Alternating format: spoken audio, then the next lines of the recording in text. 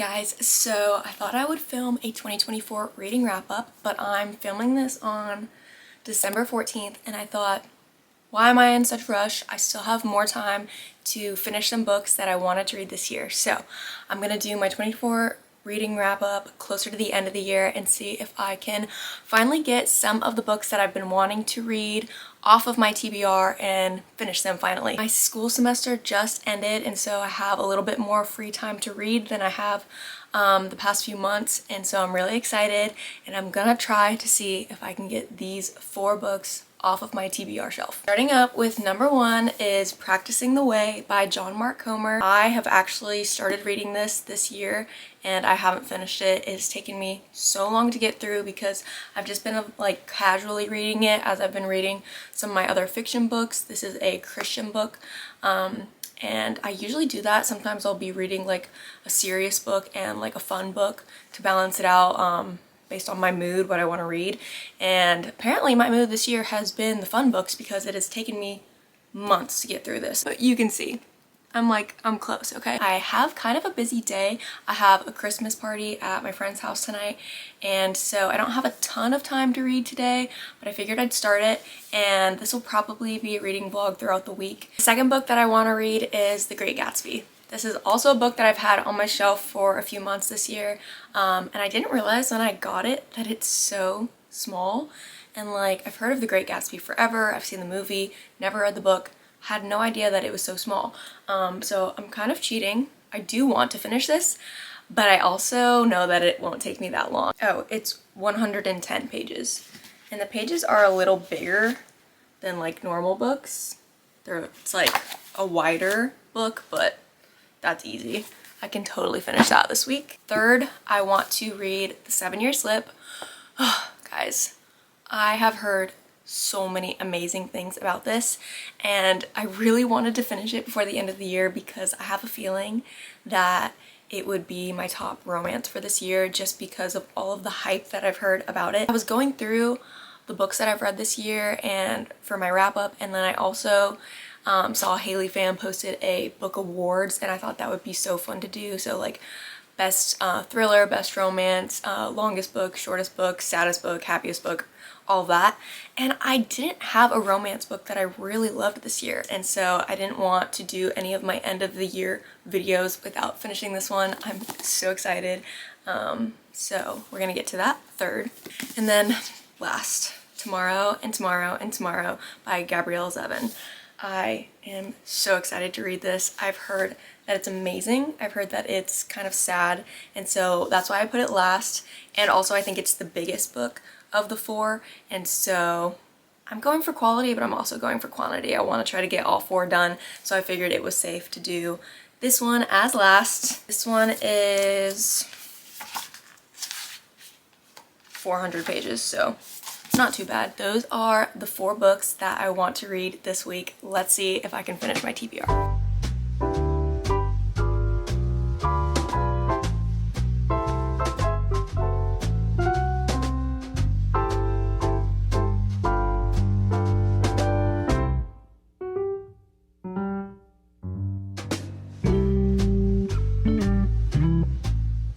Taking a break to go make some pasta salad for the Christmas party that I'm going to tonight.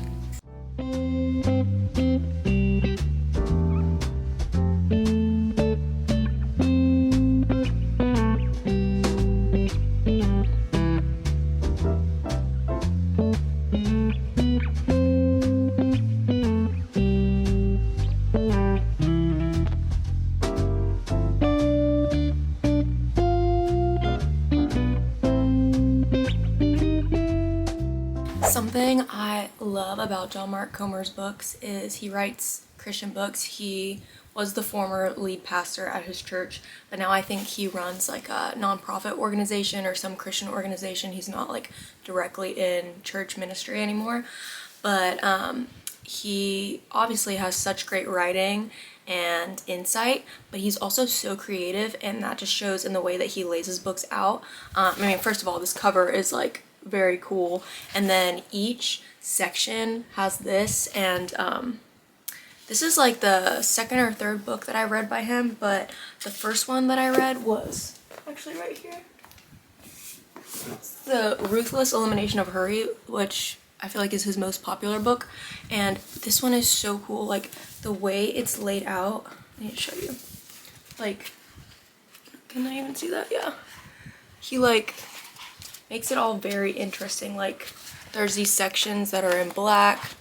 And then, like, there's not a ton of text on the page. I think it's, like, his books are for visual learners almost. So even if you're not, like, a reader, it doesn't feel too dense. He cuts his chapters up in ways that keep you reading and keep your attention. And so if you're not used to reading Christian books, or you're not used to reading like self-help books because you feel like they're very slow and like can't capture your attention, I feel like his books really appeal to that audience of people. So I would highly recommend. I have more of his books. Let me show you. This one, I haven't read this one. This one is called Loveology. Again, another amazing cover. And it's about like love and marriage and stuff. And then I have a fourth one, but I lent it to a friend. Anyways, let's keep reading.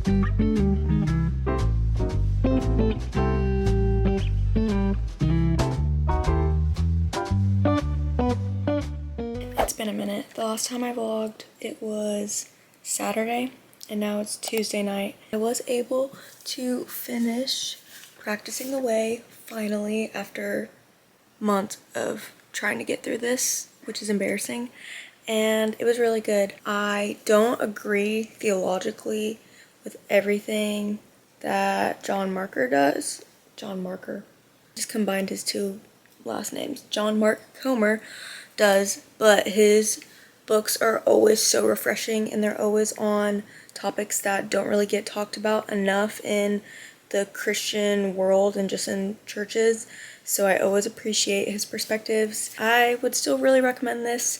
I feel like it could have been shorter. I feel like he kind of like spiraled out a little bit, because like each point would have 10 subpoints, and then those 10 subpoints would lead to 10 rhythms, which would lead to 10 habits, which would lead to 10 rules. And it was just a lot.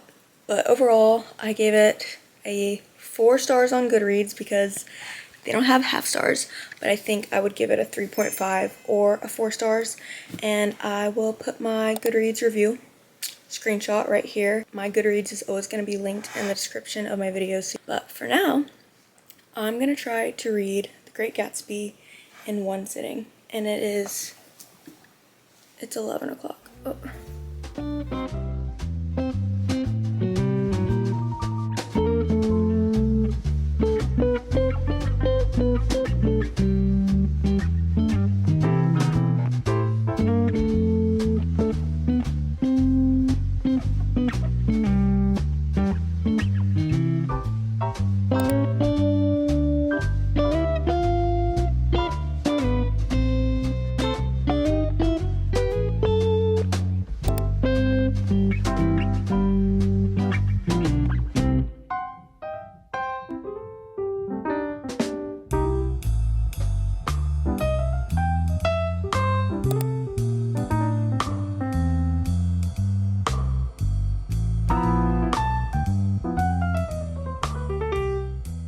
Okay guys, I'm back in my room and it is Thursday night. Remember when I started The Great Gatsby on Tuesday night and I said, hey, I think I can do this in one sitting. It's only 110 pages. It's Thursday night, 2 nights later, I'm on page 63. I'm just giving myself some grace because I don't know how at the beginning of this video on Saturday I was like, guys, I'm gonna read 4 books this week. And now it's Thursday night and I haven't even finished the second one. I definitely can finish this tonight. I'm gonna hang out with some friends later, but when I get home I can read until I fall asleep probably, and I can finish it, and then tomorrow I don't have as much going on, so I can definitely start the 7-Year Slip. I don't think there's any chance that I'm gonna finish tomorrow and tomorrow and tomorrow. But I will give an update on how The Great Gatsby is going. It's really interesting so far. I thought like to myself, okay, I just finished Practicing the Way. That's like a Christian book. Now I'm going into a classic. Like, oh my goodness, I should have given myself something more easy to read. But this has actually been pretty easy to read. It's been pretty interesting for me so far. Like, I don't feel like I'm like forcing myself to read it. I guess I've just been reading slow, probably because the language isn't super hard to understand. Like, it's not like Jane Austen or anything like that. I have seen the movie and I remember really loving it, and I know that there's like a twist. I hope I'm not like wrong and I'm remembering it wrong, because that would be really embarrassing. But I remember there's like some sort of like climactic twist part towards the end, but I cannot remember it to save my life, which I'm actually really glad about, because it's making me want to finish this so much faster, because I'm like anticipating there being like something juicy towards the end. And so I'm 63 pages in, there's only 110, so quick math, that's 47.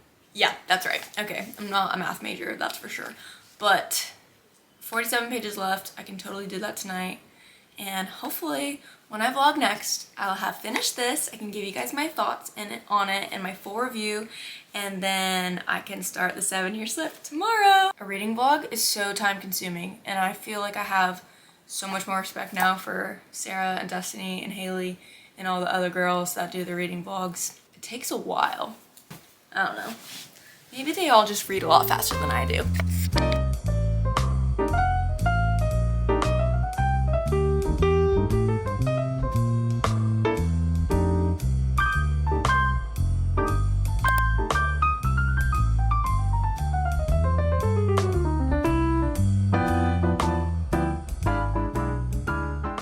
Hey guys, so it's Friday and I finished The Great Gatsby, and I forgot to bring it because now I'm off to a coffee shop to start the 7-year slip, but I realized I didn't. A car just pulled up next to me while I was vlogging and I feel so ashamed. Back to The Great Gatsby. I stayed up super late last night to finish it.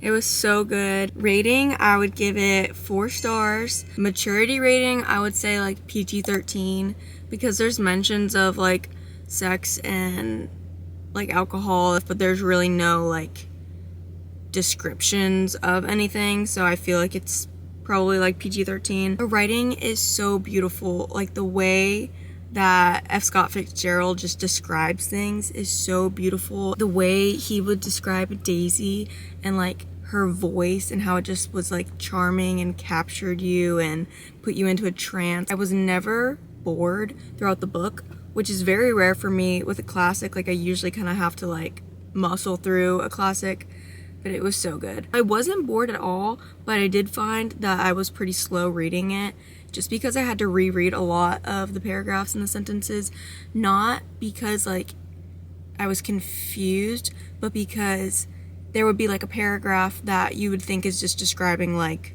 the scenery or something, but he would hide something in there that you needed to understand like the next line, which I guess that's just reading. Obviously this book is very old, and the movie with Leonardo DiCaprio is like pretty old too. I'm looking up when it came out. Okay, yeah, it came out in 2013. The whole time I just loved being able to picture Gatsby as Leo, and I loved getting to picture Daisy as Carey Mulligan. Let me pull up a picture. Like, if you've never seen the movie, I don't know how you haven't. If you haven't seen the movie, you've definitely seen like this picture of Leo. Like, it was just so nice to like not have to like just picture random people, but I had like actors from the movie to look at, because I do that a lot with fantasy books too. I'll have to look up like fan art because I want to like picture them accurately. I had heard that there's a Great Gatsby Broadway show, but I didn't realize that Jeremy Jordan is in it, and I love Jeremy Jordan. And then I was just like looking into it today. I went on like the Great Gatsby musical Instagram, and I saw that Sarah Hyland from like Modern Family is gonna play Daisy Buchanan. That's gonna be amazing. I wish I could go to New York so bad and just like see some of these shows, because that would be so amazing. 4 stars. I thought it was really good, really interesting, kept my attention, great plot, but I gave it 4 stars because it's really sad. No happy vibes at the end. I don't want to spoil anything, but it's sad. And I wish there was a little more information on the ending, but I also know that that's what makes a good book sometimes, is like not having like all of the answers given. Like I said, it's Friday. I'm gonna start the 7-year slip today, and I really wanted to end this video today or tomorrow. So hopefully I can finish this book today or tomorrow, and I'm just not getting to tomorrow and tomorrow and tomorrow, you guys. Anyways, I'm gonna go grab a coffee, set up my vlog camera in the coffee shop, lock in, try to get a lot of reading done, and hopefully nobody at the coffee shop looks at me weird.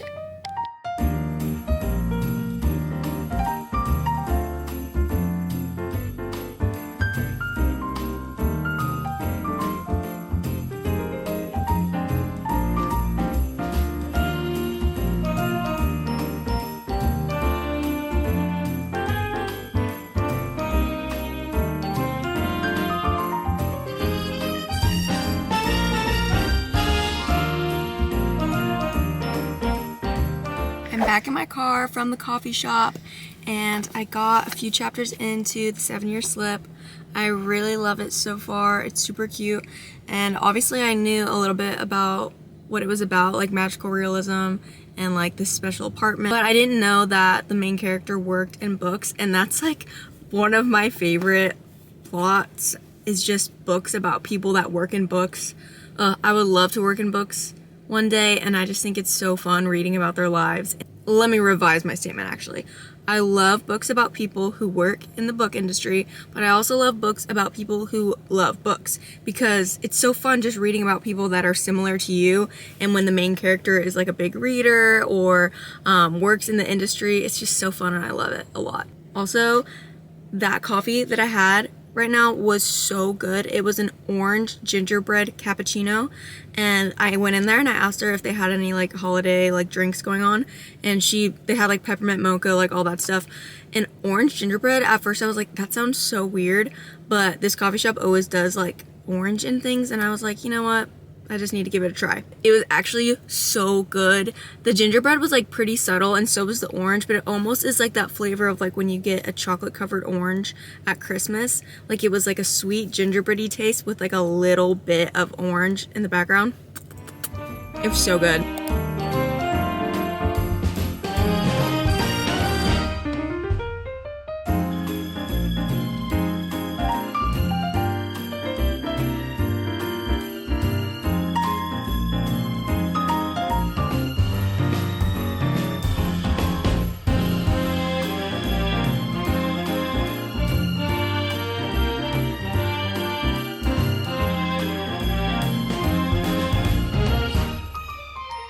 I'm done wrapping presents, and I got like 80% through the 7-year slip on my audiobook on Spotify, and I'm really close to the end.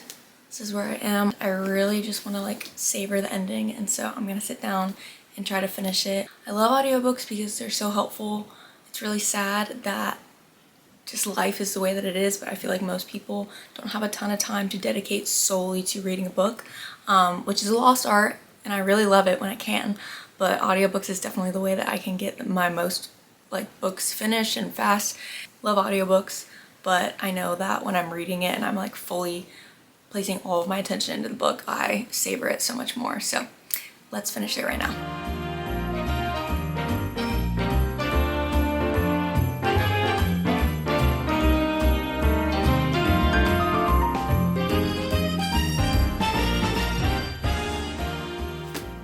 Okay guys, I did it. Finished the 7-year slip. Oh, and it was so good.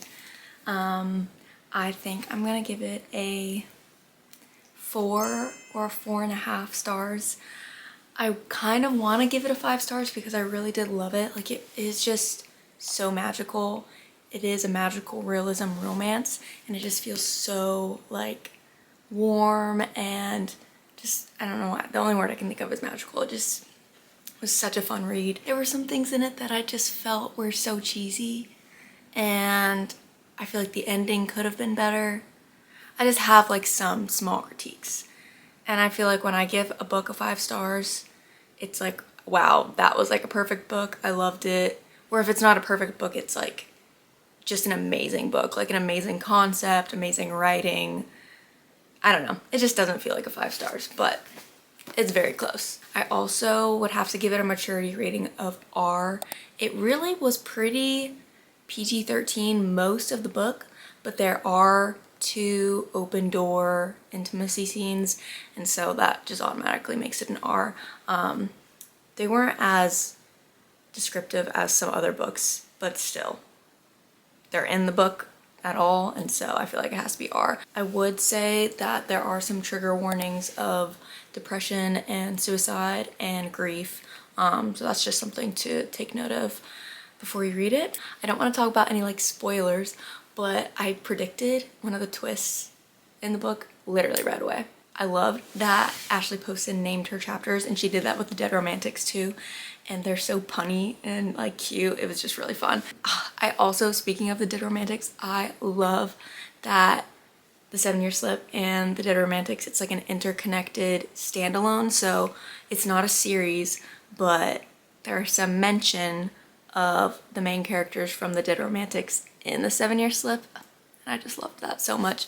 And I haven't read Ashley Poston's most recent novel, which is I think called A Novel Love Story, but I wouldn't be surprised if I saw some mentions of these characters in that one too, and that just makes me more excited to read it. Also, the male main character, Yuan, in it, he is a chef, and it kept reminding me of Atlas as a chef in It Ends With Us, and just like the chef environment and his restaurant and like that whole thing, especially seeing like how he progresses in his career, reminded me a lot about Atlas, but maybe I just like haven't read that many books with restaurants and chefs in them. To my critiques, I just felt like there were some things, like obviously it's an unrealistic book because it's a magical realism book.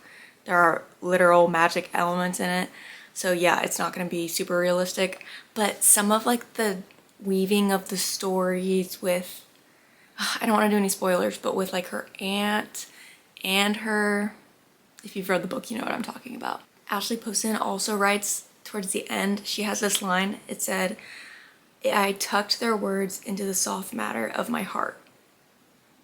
And I just think that is such a beautiful picture, just like tucking someone's words into like the meat of your heart. I don't know, I just love that. I also really love how she just describes what it's like to love someone over a long period of time, whether that's a long-term like romantic relationship, or if that's even just like your long-term relationships that you have with your friendships, like childhood best friends that you see change throughout time, or like your family members, your siblings, your parents, and how you see people change and you can't expect them to be exactly how they used to be because they can't expect that of you either. Like you need to accept the people that you love changing because you're changing for them too. And I just think that's cool because that becomes part of like the conflict in this book a little bit. And I just think that this would make the best movie. I really hope that this book gets picked up because it reminds me so much of About Time, which is just one of the best movies ever. And if you've never seen it, you have to watch it. It makes me cry every single time.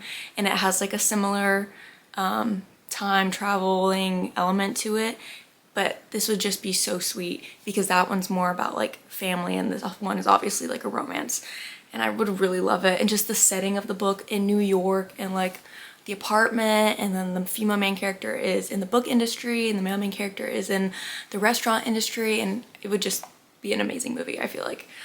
Also, my boyfriend wants to watch Interstellar with me tonight because I think it's an amazing movie and he's never seen it.